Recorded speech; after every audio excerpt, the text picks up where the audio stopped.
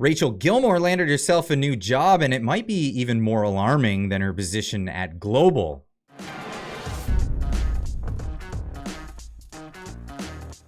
I have a new job, and I am so excited to finally tell you what it is. I'm working as an investigative reporter at Check My Ads, an organization that's working to defund the business of hate. Okay, well, that's an interesting introduction. If you don't know who Rachel Gilmore is, she worked for Global News. She was part of this new initiative of trying to get TikTok young people involved in the news cycle. It largely didn't go over very well, and she was much of a let's say activist, less than a journalist. And here's a little taste of how that went. She did most of her work during the pandemic and then went on to become an activist against the Freedom Convoy in Canada 2 years ago. Are you going to invite your unvaccinated relatives to sit at the dinner table with you this Thanksgiving? Experts are saying you might not want to risk it. Here's why. According to one expert from McMaster University, vaccines are super effective, but they're most effective when you're surrounded by other vaccinated people. If you invite someone who isn't vaccinated, there's a risk of having a breakthrough case. Now, breakthrough cases are pretty rare. There's only ever been about 8,000 in Ontario, but kids can't get vaccinated yet. So part of keeping those kids as safe as possible is telling that one uncle who chooses not to get vaccinated that he might have to sit this one out. I'm not even going to get into the logic behind all of that. She was, I believe, fired, or she was let go from Global News. Incidental freeze frame there. She was let go, and this was following a case where James Topp, he was a veteran for the Canadian military who marched across the country in protest to the mandates. She wrote an article slandering him. In the article's URL, she labeled him as a white supremacist with no grounds whatsoever, just putting that label. Of course, we're all familiar with this type of journalism, but this is who she is, and she no longer works for Global. Everyone was wondering where she would end up, and well, this is where she's ended up. Hey, you don't know me yet, but you will, because my name is Rachel Gilmore, and I am Check My Ad's new investigative reporter. So basically, when the bad guys making our world worse and more full of hate have nightmares, they're going to see my face in addition to these ones. You see, normally I report on bad guys. I've been doing it in Canada for almost a decade. I've won a Press Freedom Award, pissed off some very angry grifters. Okay, I can pause it right there. She calls bad guys anyone she politically disagrees with. And of course, this is a tactic from people on the far left, and we're all familiar with it. If you aren't, well, you'll become more familiar as time goes on. The screenshot that she has here, of course, is of Jordan Peterson, an argument that she had with him on Twitter. Now, I have a screen grab of this because, you guessed it, she has blocked me on Twitter. I asked her questions about her reporting, and she blocked me. So that's why I can't see her tweets from my browser. But I have a screen grab of this exchange here.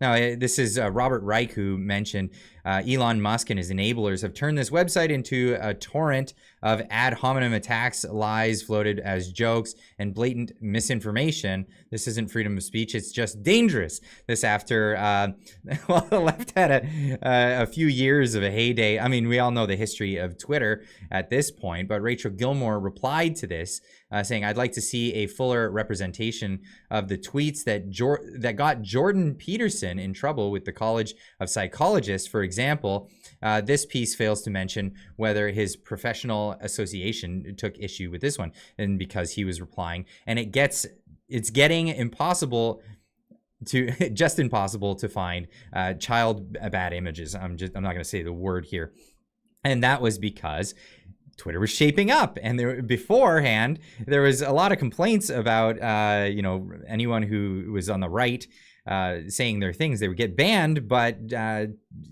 child stuff was readily available until Elon Musk came around. And Rachel Gilmore should know this, as Jordan Peterson points out. You obviously hadn't been following the news well enough to understand the reference, Rachel Gilmore, despite you being a journalist and it being one of the month's biggest stories, and why you didn't just report your nasty little innuendo right to the CP Ontario commissars. Of course, they had more of an exchange after that. Jordan Peterson pointing out, doing so certainly seems within the range of your apparent character. Global news. Just how much money has Justin Trudeau's government provided to subsidize your employer? Just asking. And I promised today I would release all the info tomorrow, as you would know if you had one iota of background research before disseminated your pathetic attempts at reputation demolition, which is actually what she peddles. And this is actually this whole organization here over at Check My Ads. This is the whole concept behind this, and she's working with some very savory characters here. Nandini, Jamie, my business partner, and I are both marketers. And we've worked in marketing our whole careers. Now, marketers have worked for decades, in many cases, very, very hard to build these brands over time. They're very sensitive to their brand value. They're what they call their brand equity. So they don't want to be sponsoring places that give consumers the ick, let alone places that cause insurrections.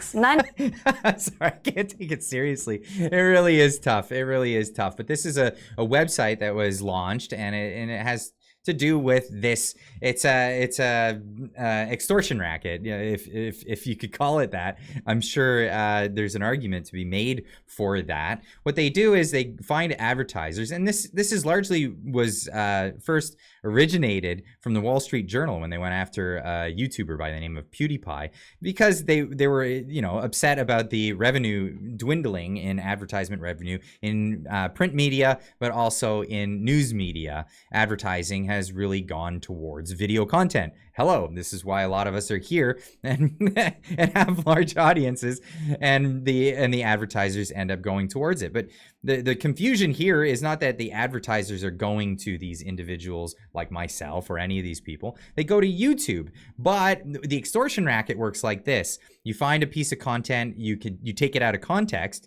you post it wildly everywhere, and you what happened in the case of the Wall Street Journal, refresh the page enough times until a Coca-Cola ad or something like that comes up, and then you go to the advertisers, publicly say in front of everybody, isn't it horrible that these advertiser is advertising with this out of context thing? And then you get the advertisers to pull away from things. And then in the end, they want to pull away from YouTube, things like this.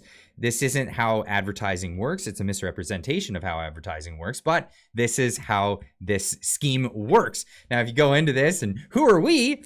The effort to help ground public and policymaker understanding of the internet's attention marketplaces can and must be complemented by our aggressive action from activists and whistleblowers. These are activists. These people are the activists. And of course, there's their team, and they've hired none other than the activist Rachel Gilmore here in Canada. Now, Andy Lee, doing some research on this group, says, congratulations. Sounds like a perfect fit. Check My Ads is a left of center activist organization that pressures advertisers to drop their sponsorship of right of center websites and television programs under the guise of rooting out disinformation and hate speech.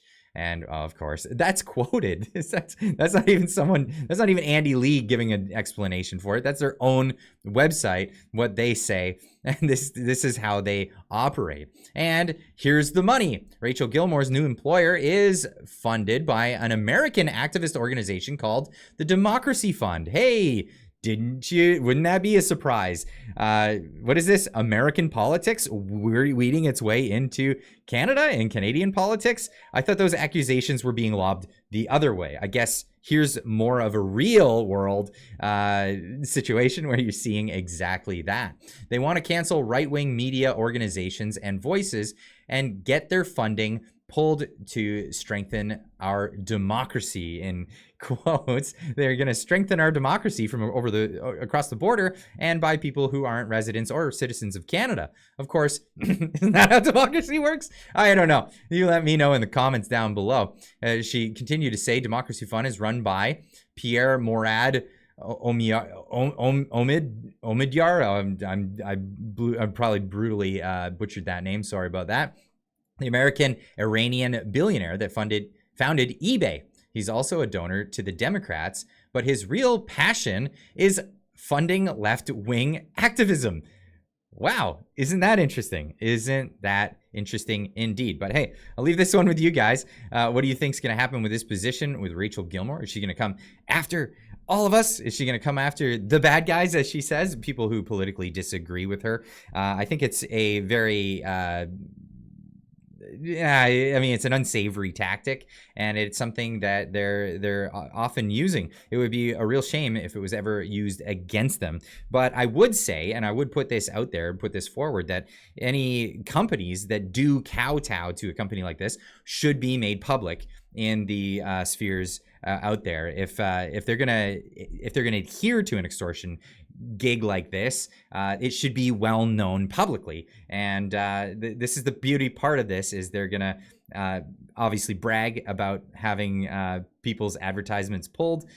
So keep an eye on it so you can know who to buy actual products from. Just leave it at that. Leave a comment in the comment section down below. Let me know what you think, and we'll see you in the next one. Keep on trucking.